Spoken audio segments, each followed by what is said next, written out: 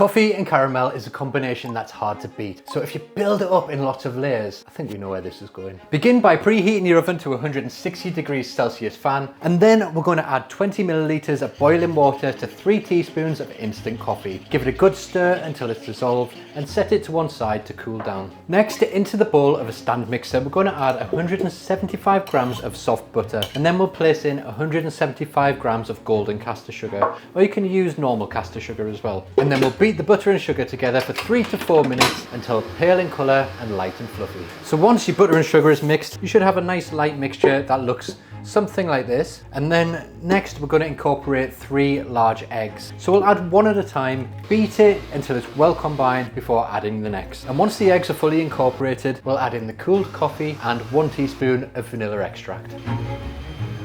So now that that's all mixed together, we can gradually add in 175 grams of self-raising flour. If you can't get self-raising flour, you can use plain flour, and if you add 2 teaspoons of baking powder in, it'll make self-raising flour. We're going to add a little bit at a time, along with a 1/4 teaspoon of salt, and we're just going to place that in, and then we'll fold it through the batter until it's just combined.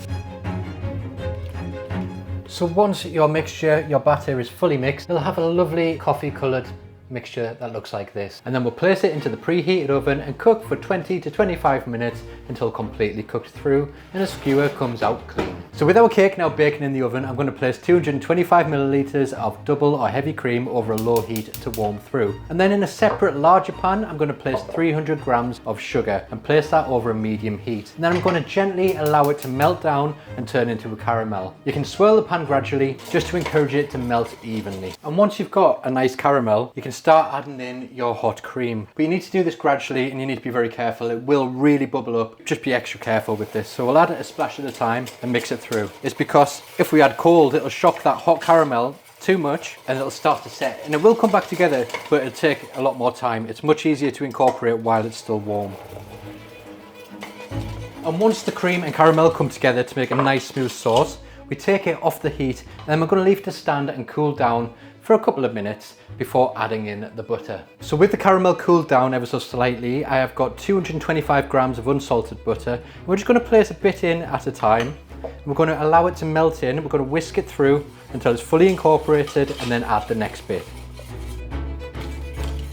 So now the butter is fully incorporated. We can add a good pinch of sea salt, we'll get that straight in there, and about a teaspoon of vanilla extract. We'll mix it through and then we'll transfer it into a bowl and let it cool down at room temperature before placing it in the fridge to set. And by this point, our coffee cake is now baked and we can remove it from the oven.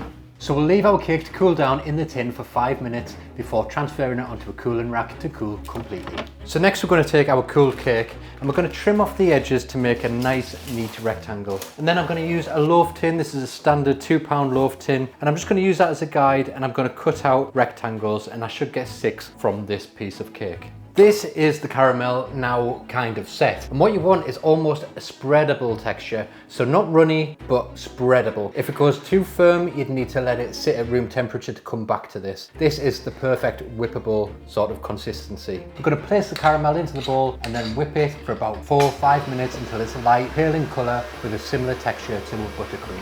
And once your caramel is whipped, it should look something like this. Nice light in colour and hold its shape. So next, we're going to start layering our cake together. But before we start, we're going to make a quick coffee soak for our cake just to help keep it nice and moist. We're simply just going to mix 3 teaspoons of instant coffee with about 20 milliliters of water. So now we're going to start layering it up. So I'll take one of my pieces of cake and I'm going to place it just onto my serving board here. You can use a plate or whatever you've got to hand. And then we're simply just going to take a pastry brush and brush it with a little bit of that coffee just to allow it to soak in. Doesn't need loads, just a little. We can then spoon on some of our caramel and try and get it right up to the edges. Don't worry about doing it messy because we'll trim it up later to make it super neat so you can see all those beautiful layers. And then go on with the next layer and keep repeating.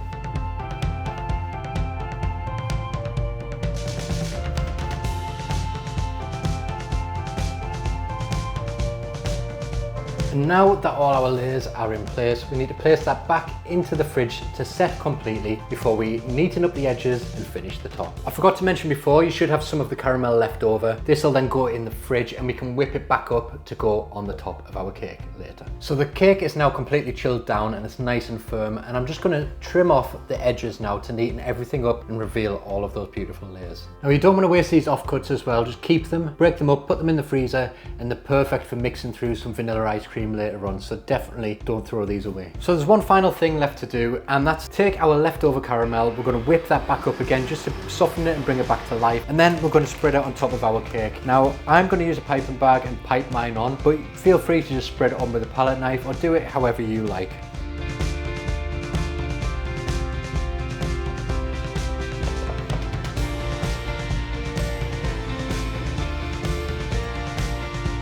So there you go, that's how I make my whipped caramel and coffee layer cake. Such a brilliant combination of flavours. I absolutely love this one. I hope you enjoy it too. Thanks for watching, hit subscribe if you haven't already, and I'll see you in the next one. Time to dig in.